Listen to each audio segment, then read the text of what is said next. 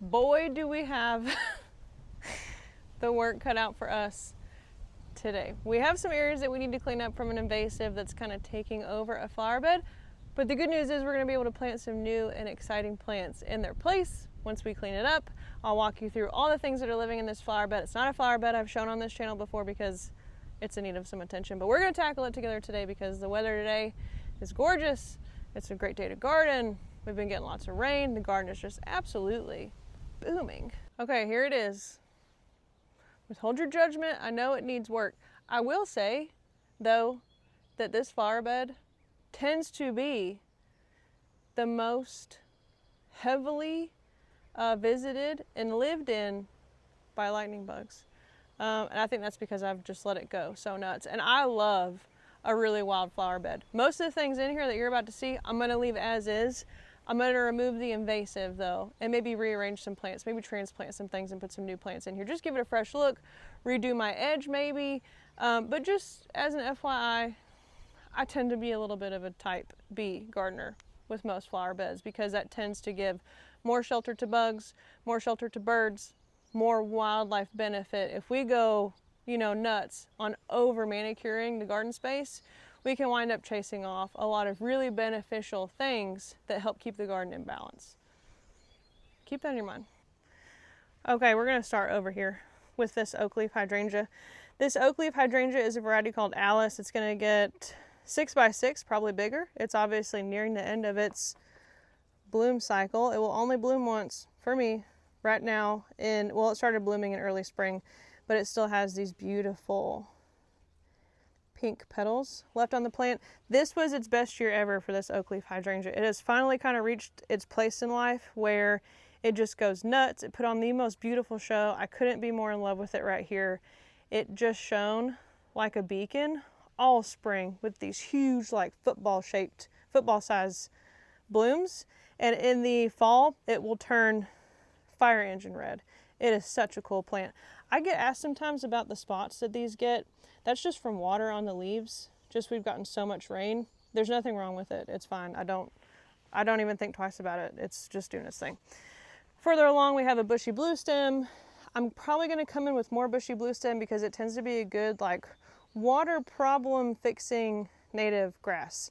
It can handle tons of water, but it can also handle periods of dry soil. A gutter overflows right here from the roof, so that's why I put this bushy blue stem there. There's an ipomoea in there for some reason, an iris, a bird bath that we're going to clean out. Don't even worry about it. Some pigeonberry. This stuff drives me so crazy. It is everywhere. I know that's native. I know it's important for forage, but I wouldn't mind it so much if it weren't so difficult to get out. I mean, this soil couldn't be more wet and it's not going anywhere. I'm going to have to dig it all out, but I don't want it right here. We're going to have to get it out. More oak leaf hydrangea. Sorry that the lighting is kind of blown out. I wanted to show you all this though, because this is what we have come in to tackle. This right here. This is not the same as this. This is what I want to keep. This is what I want to stay. This is a ground cover plumbago. A really, really good, versatile, tough ground cover. Spreads itself around by seed, but not in an invasive way. This is not the same as the Cape plumbago that you'll see for sale sometimes. That's an annual, and that gets really big over the course of the season, and then you won't see it again. This is a perennial ground cover plumbago. But what is growing all up in it is an Asiatic Dayflower, and it blooms. I don't know if any of these are blooming right now. I don't think they are. It is exceptionally vigorous. I'm fairly sure it's listed as an invasive. I know it's not native, but it has come to take over this flower bed, lay on top of this plumbago. It's starting to choke it out. I have to get in here and get it all out. But the problem with this Dayflower, look at this. It does the same thing as the pigeonberry. When I pull it, it just pops it off at the ground level. And if you leave that in there, it will just pop right back. So I'm gonna have to get in here with a spade and get most of this out. I gotta just stay on top of it. A lot of this stuff is too tall for this flower bed, so I might cut it back and transplant it. We'll kind of see how the day goes because I just bought some new plants for this area. I'm going to clean up this edge. And as y'all can probably recognize, look, look at all these daylilies. Whoa, daylilies central. These bloom though just like the happiest, like sunshiny color orange. They make me think of food, the color of orange these bloom. But as y'all know about daylilies, they tend to be kind of thuggish in the garden space. We're probably gonna find some turtles and stuff in here because there always tends to be turtles in this flower bed. That's okay. I like them in here. But we are gonna clean this bad boy up.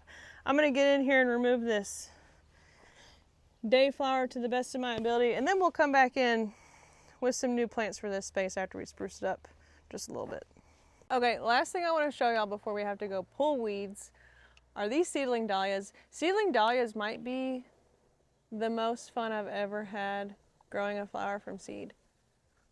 Yeah, they are so random and so much fun to come look at to see what has come up. I just love it. I find buying a tuber to be kind of boring. I don't want to know exactly what's going to come up. This has been so fun. If you have a way to start dahlias from seed, which by the way, our growing season here in Texas, or at least the north central Texas part, I'm an 8B, our growing season is so long that you can direct seed these and get flowers. I direct seeded part of this patch like in late March, early May, and I already have flowers. They are so fun. Before we go pull weeds, I want to show you a few of my favorites.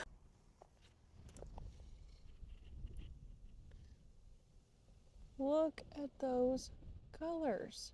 Are you serious?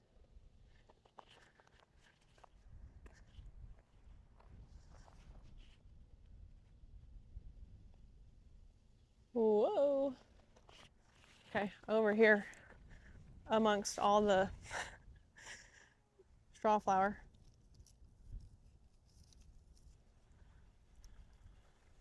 Aren't those pretty? Anyway, let me make my way over to these dahlias. Look at these.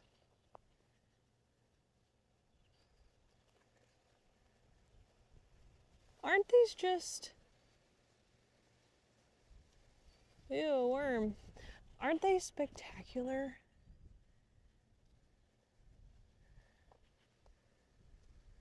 They are seriously,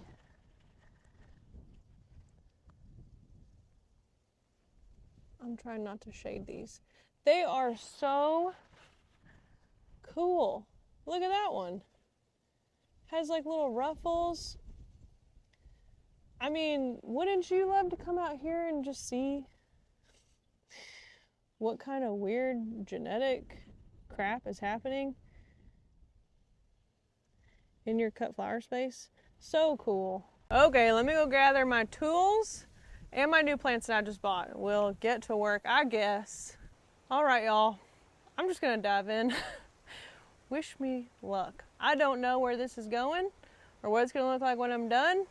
I won't bore y'all with talking about it to death because I don't really plan flower beds that way. I just kind of like go in, do it, plant new stuff, pull out the stuff I don't like. I don't know what I'm gonna do. This is a bit of a problem area for me. The light conditions are kind of weird. It stays really, really moist. So we're just gonna tackle it and see what happens.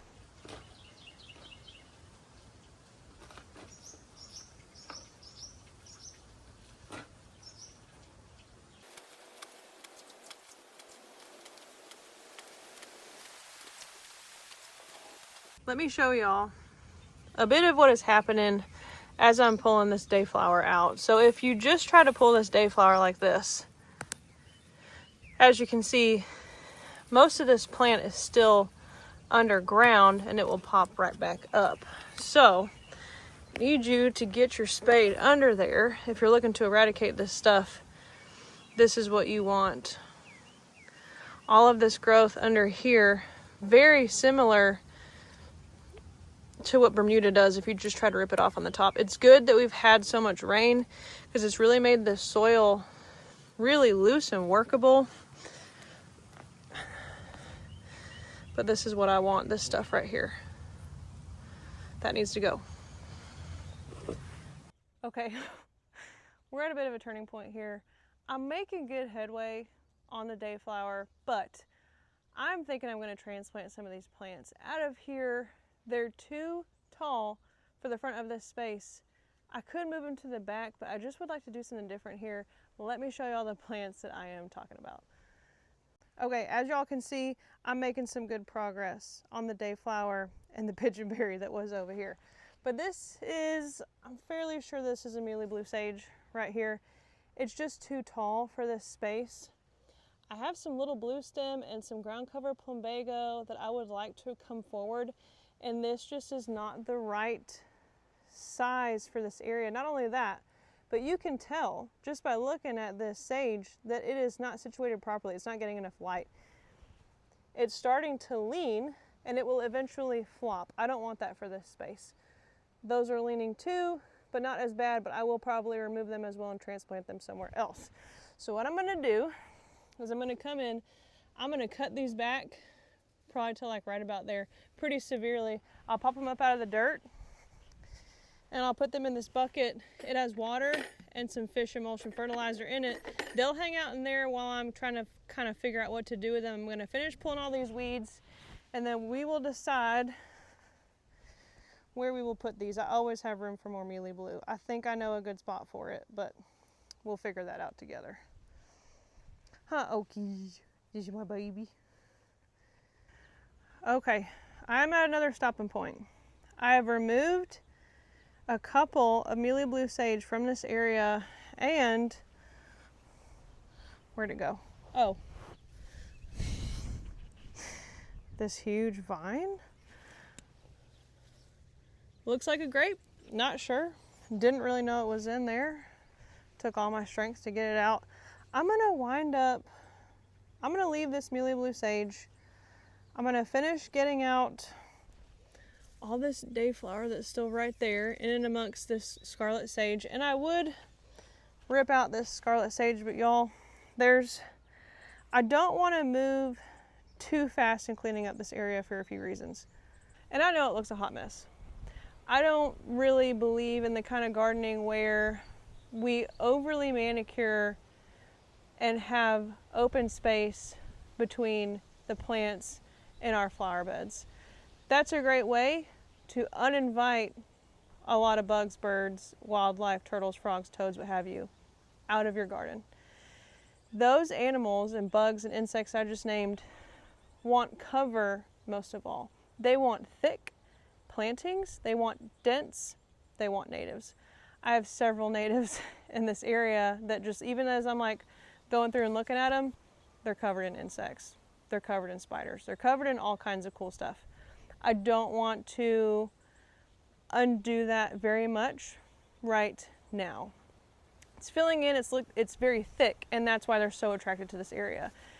The really thickly planted, mature areas in your garden are where you're going to find some of the highest concentrations of wildlife, and they're going to tend to be the most healthiest parts of your garden. You're not going to want to deal with a lot of pest issues.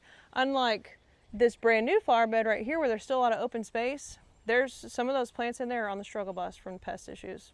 That's okay. This area, there's never a pest issue. It's very thick with turtles, very thick with toads, very thick with spiders. I don't want to overly disturb that. I'm fine with a little bit of a messier look in exchange for the balance of the food web in there. So we are just going to cut back a few of the spent blooms on the scarlet sage, clean up some more of the Dayflower, and then we're going to place some new plants, which is always really fun. Let me show you this one spider that I just saw. He's wicked. Look at him. Boss, doing boss things in there. We have come, I think, to the time for planting. Let me show you what we wound up with. Here we are, all cleaned out, right? There's almost none of this Dayflower left. I'm sure it's here and there. Y'all, this is gonna be like a years-long battle in this space to keep the Dayflower out because of the organs that are underneath the soil. When I'm pulling, there's no way I got them all. What I'd like to do is come in with some of this Homestead verbena. The light conditions in this flower bed are a little bit challenging. This verbena is going to be really adaptable to that. It may not bloom as heavily as it would in full sun, but the sun here is on and off, and then in the afternoon it gets absolutely nailed. So I'm going to place these just in a big mass right here. They don't get very tall, but they do tend to sprawl. So 6 to 8 inches tall, but they can spread 18 inches wide. I've seen them get bigger than that. So we'll just plant them all along the front of this flower bed. We'll come back through with some mulch, and this area should look quite a bit cleaner and nicer than it did when we started the day. And these were on a bit of a sale, if I remember correctly, just because they're a little bit bloomed out, but they'll be fine. After I plant them, I'm gonna come in and cut them back so that they get a little bit bushier. We might give them some fertilizer, and they will be right as rain, they'll bloom again.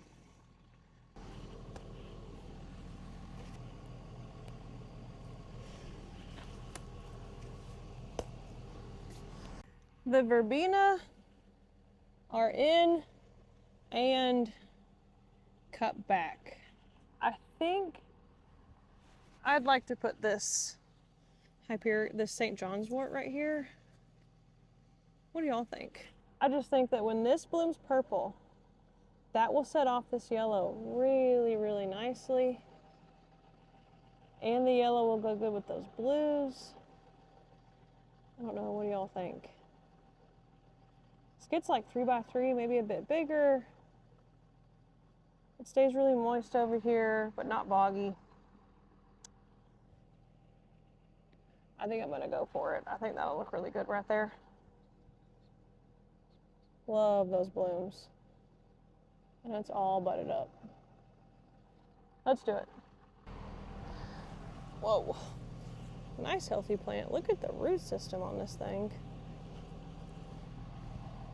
I picked this up at Greens today. Greens is over in like the Arlington, Dow-Worthington Gardens, Pantego area. Really, really good plant nursery. They have so much cool stuff. It's basically like take my whole paycheck. Let's get this guy in the ground. I'll just break all this up real quick. It's actually a little bit low. Get some more back in there. Here we go. I dig it. I dig it.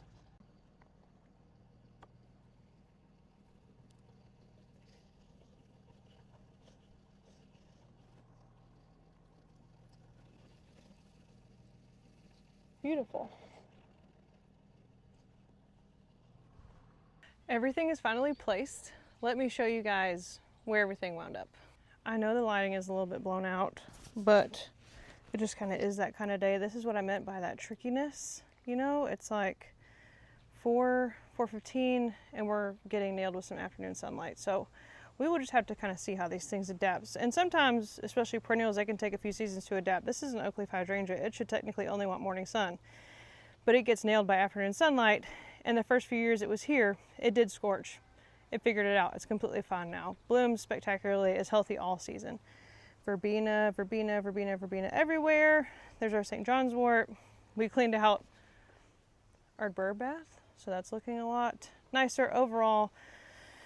Super happy with this cleanup. Now, as far as all of this debris, normally I would leave a lot of debris in place in the flower bed, but since so much of this is an invasive, it is going into the trash can. I'm not even going to compost it. I don't want a single piece of this Dayflower to be transplanted somewhere else in my garden, even through like some kind of dormant rhizome when I reuse my compost later on.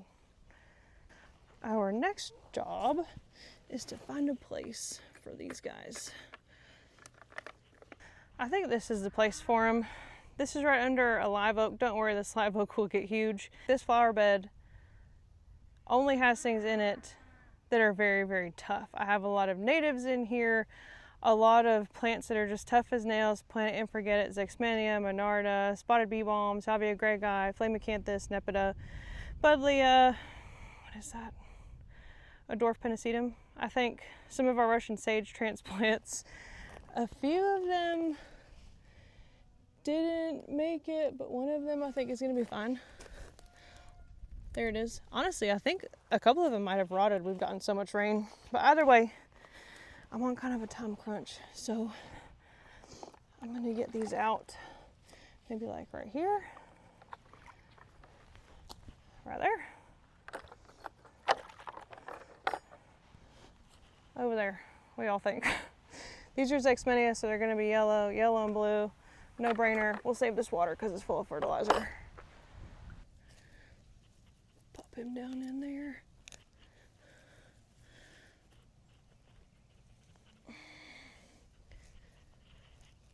Just like that.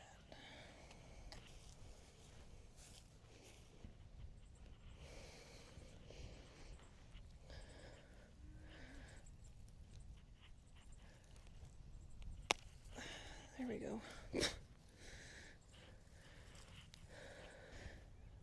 Smush them in.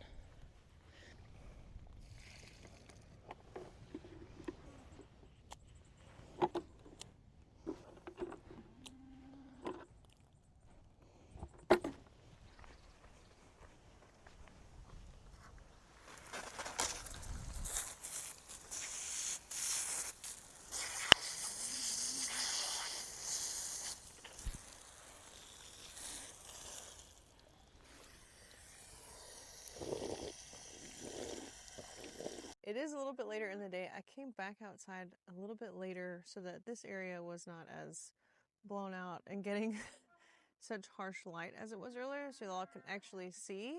Sorry. We have calves that just got weaned over here. They are so loud and obnoxious. I'm so sorry. But I want to show y'all what we did with better lighting real quick. Here we go. That's a little bit better, right? Verbena in here, that sweet potato vine, our St. John's wort, and more verbena through here, and our big thyme cleaned up plumbago, looking so much better. And just to highlight this plant right here, I know it doesn't look like much, but this is a Mexican mint marigold, which is a native. And even though it has laid over a bit, I took out the two things that were shading it somewhat, which were two big mealy blue sage, which were making it kind of like lay over to try to get more sunlight. I'm hoping that now that more sunlight hits this part, it might start to fill in. You can see that it's already doing so. We have some growth here in the middle, but when you crush these leaves, it smells just like black licorice. So if you're a fan of that, it makes really cute yellow blooms, tough as nails, very, very drought tolerant. Great plant, great plant. That is it for this video, and I will see y'all next time.